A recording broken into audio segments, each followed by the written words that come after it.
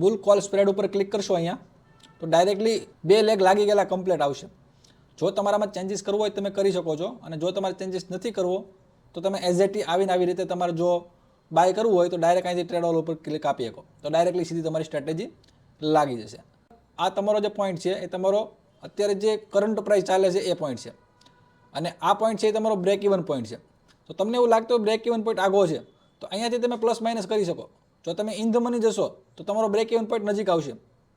દેખાય છે? આપણે ઇન ધ મની ગયા તો બ્રેક ઇવન પોઈન્ટ ક્યાં આવી ગયો કે જ્યાં પ્રાઇસ છે ત્યાં જ તમારો બ્રેક ઇવન પોઈન્ટ આવી ગયો. મતલબ જો પ્રાઇસ થોડું કંઈ મૂવમેન્ટ આપશે તો તમે જોઈ શકો કે બંને જગ્યાએ પ્રોફિટ છે. તો મતલબ સાઇડવેઝ માર્કેટ જશે તો તમને લોસ ઓછો દેખાશે. હવે સેલ કઈ કરવી જોઈએ સ્ટ્રાઇક પ્રાઇસ?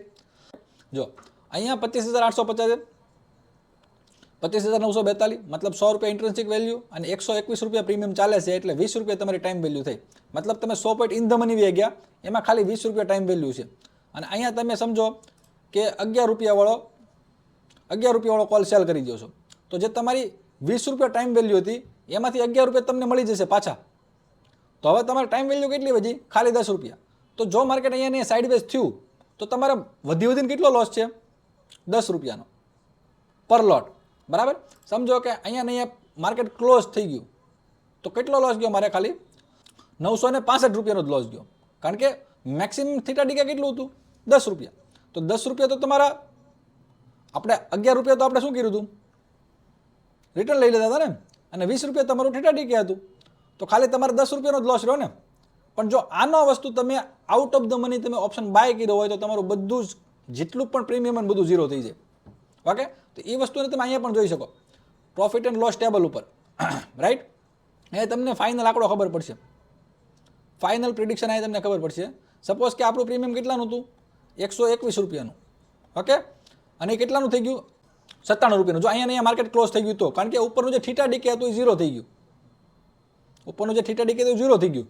અને જે આઉટ ઓફ ધ મનીનો કોલ આપણે સેલ કર્યો હતો, જે આઉટ ઓફ ધ મનીનો કોલ આપણે સેલ કર્યો હતો એ કેટલા પૈસાનો થઈ ગયો?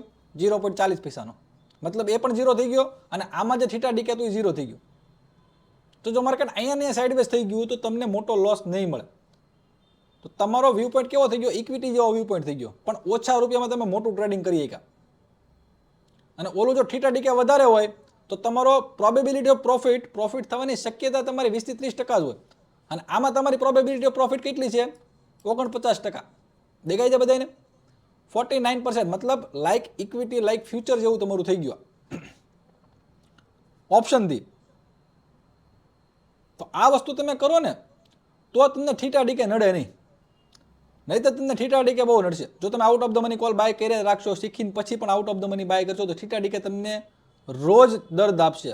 એટલે એમાં હર્ટ શબ્દ વાપર્યો છે કે રોજ તમને દર્દ આપશે. ઓકે, તો ઇન ધ મની તમે બાય કરીએ કે 100 પોઈન્ટ ઇન ધ મની જઈએ કા, અને થીટા ડીકે તમને નડ્યું નહીં. 900 રૂપિયા એટલે મતલબ કે ભાઈ હા ઓછું કહેવાય. હજી તો તમને એમ લાગતું કે હજી મારે રિસ્ક ઓછું લેવું છે તો 18 રૂપિયા વાળું તમે સેલ કરી શકો. મારે થીટા ડીકા નામની વસ્તુ જ નથી જોતી, તમે વિચારતા હો તો એક્ઝેક્ટલી તમે હાવ બ્રેક ઇવન પોઈન્ટ ઉપર પણ તમે લાવી શકો. ઓકે, તો 18 રૂપિયા વાળું સેલ કરી દીધું તો મતલબ 4 થી 5 રૂપિયા થીટા ડીકે, અને હજી એનાથી ઓછું રિસ્ક લેવું છે તો હજી પણ તમે વધારી શકો. પણ હવે શું થઈ જશે? લોસનો ભાગ વધી જશે અને પ્રોફિટનો ભાગ ઓછો થઈ ગયો. મતલબ ઓપ્શન સેલિંગ જેવી સ્ટ્રેટેજી બની ગયા. તો આપણે ઓપ્શન બાઇંગની સ્ટ્રેટેજી બનાવી છે. તો ઓપ્શન બાઇંગની સ્ટ્રેટેજી ઓપ્શન બાઇંગની રાખવી હોય તો થોડું ઘણું થીટા ડીકે તમારે દેવું પડે. તો ઓપ્શન બાઇંગની સ્ટ્રેટેજી રહી. અહીં તમે જોવો ને વીગા પોઝિટિવ બતાવે છે. વીગા પોઝિટિવનો મતલબ શું છે? ઓપ્શન બાઇંગની સ્ટ્રેટેજી છે. અને વીગા નેગેટિવ થઈ જાય તો જો હવે વીગા નેગેટિવ થઈ ગયો. અહીંયા વીગાને ધ્યાનથી સમજજો. આ પોઈન્ટ આપણે લાસ્ટમાં લેવાનો હતો, પણ અત્યારે તમને કહી દઉં છું કે તમારે કોઈ પણ સ્ટ્રેટેજી લગાવો ત્યારે તમે ખાલી વીગાને જોઈ લેશો ને. જો વીગા માઇનસમાં બતાવે તો મતલબ કે તમે જે સ્ટ્રેટેજી લગાવી છે ઓપ્શન સેલિંગની સ્ટ્રેટેજી બની ગઈ છે. અને જો તમારો વીગા એ પોઝિટિવ બતાવતો હોય, જો અહીંયા પોઝિટિવ વીગા બતાવે મતલબ પ્લસમાં વીગા બતાવે છે તો મતલબ ઓપ્શન બાઇંગની સ્ટ્રેટેજી છે. મતલબ જો પ્રાઇસ સાઇડવેઝ થશે તો થીટા ડીકે તમને હર્ટ કરશે. અને જો અહીંયા નેગેટિવમાં તમને વીગા બતાવે છે તો જો માર્કેટ સાઇડવેઝ થશે તો તમને થીટા હેલ્પ કરશે, પ્રોફિટ બનાવીને દેશે.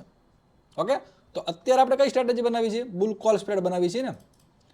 તો થીટા આપણને થોડોક ભલે દર્દ આપે, પણ આપણો મેઇન પોઈન્ટ શું છે બુલ કોલ સ્પ્રેડનો, કે આપણું બ્રેક ઇવન નજીક આવી જાય.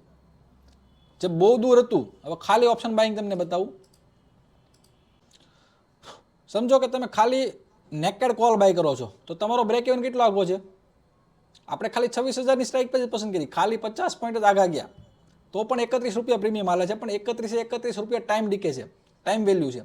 તો તમારો બ્રેક ઇવન પોઈન્ટ કેટલો આગો આવ્યો અહીંયા તમને બતાવશે, 0.3% તમારો બ્રેક ઇવન દૂર આવ્યો. મતલબ મિનિમમ એટલું મુવમેન્ટ તો આપશે ને, એના ઉપર જેટલું મુવમેન્ટ આપે ને ત્યાં ક્લોઝ થાય ને તો તમે પ્રોફિટમાં ક્લોઝ થશો ઓન એક્સપાયરી.